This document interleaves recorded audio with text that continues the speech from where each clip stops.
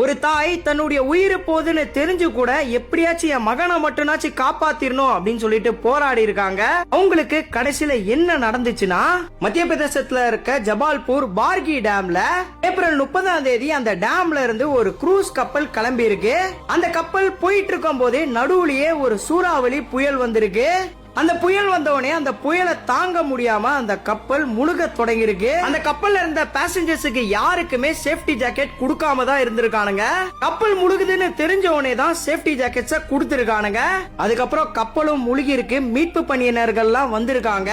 வந்து முழுகுனவங்களை மீட்கும் போது ஒரு தாயும் மகனையும் மீட்டு இருக்காங்க. அந்த தாய் அவங்களுடைய மகனை அவங்களுடைய லைஃப் ஜாக்கெட்ல இறுக்கமா புடிச்சுக்கிட்டு என்னுடைய மகனை எப்படியாச்சும் காப்பாத்திரணும் அப்படின்னு சொல்லிட்டு ரொம்பவே போராடி இருக்காங்க. ஆனா கடைசியில 2 பேருமே இப்ப இறந்திருக்காங்க.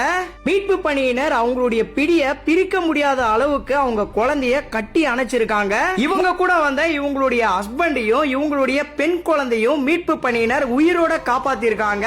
இந்த விபத்துல 9 பேர்கிட்ட இறந்திருக்காங்க. அதுல 8 பெண்கள், 1 குழந்தை. இந்த விபத்துக்கு காரணம் அதிகாரிகளுடைய அலட்சியமே தான்.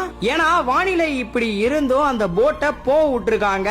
அது மட்டும் இல்லாம கப்பல் முழுகுதுன்னு தெரிஞ்சவனே தான் சேஃப்டி ஜாக்கெட்ஸ கொடுத்திருக்கானுங்க.